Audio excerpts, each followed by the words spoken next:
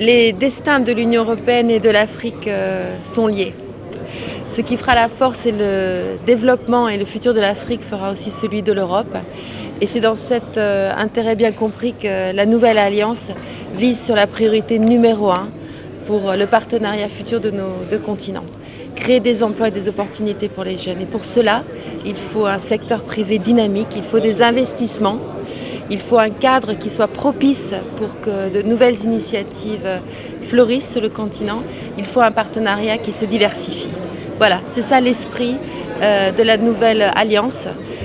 C'est les moyens importants qui seront mis à disposition pour développer l'entrepreneuriat, la création de richesses, une croissance inclusive, créatrice d'emplois formels, décents, de qualité, qualifiants, qui crée des opportunités pour les jeunes. Il y a toute une série de défis qui se présentent à un jeune qui veut entreprendre.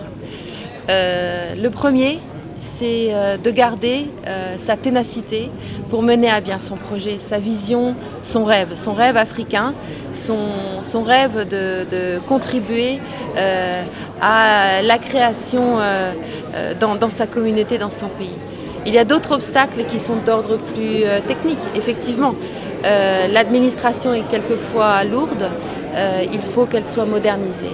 L'accès au crédit est quelquefois difficile, il faut que de nouvelles facilités soient mises à disposition, qu'elles soient connues et que les bénéficiaires ou les personnes qui potentiellement auront accès à cela soient par ailleurs accompagnées. C'est ce que fait l'Union européenne, d'essayer de développer avec ses partenaires, ils sont nombreux au Sénégal, en particulier le secteur bancaire, pour développer la palette des financements accessibles aux entrepreneurs futurs, en particulier les jeunes, en particulier les femmes et en particulier dans les zones les plus reculées. Bon, l'entrepreneuriat doit être accompagné de multiples façons. Ça commence par la formation. J'ai aujourd'hui l'occasion de rencontrer les étudiants de Subdeco pour un échange très inspirant, je dois dire, sur les idées qui émergent pour la création d'initiatives.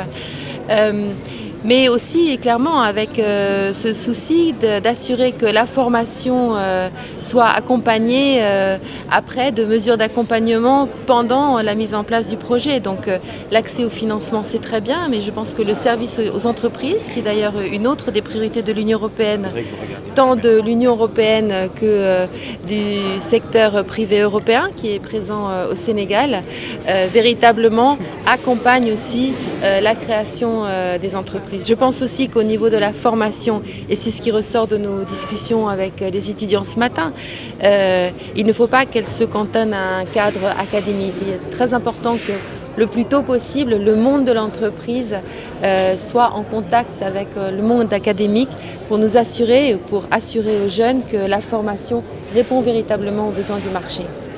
Le secteur académique, le secteur de l'éducation, parce qu'il est tellement critique, tellement essentiel pour la préparation de l'avenir des générations futures, naturellement est au centre de l'attention.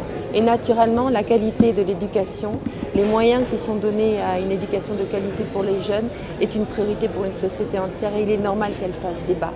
Je pense qu'il est important que, comme c'est déjà le cas, le secteur de l'éducation et de la formation, une formation de qualité qui mène les jeunes véritablement à des perspectives, reste au cœur des priorités du gouvernement. Je pense que c'est le cas. Les engagements qui ont été exprimés sont très clairs à cet égard.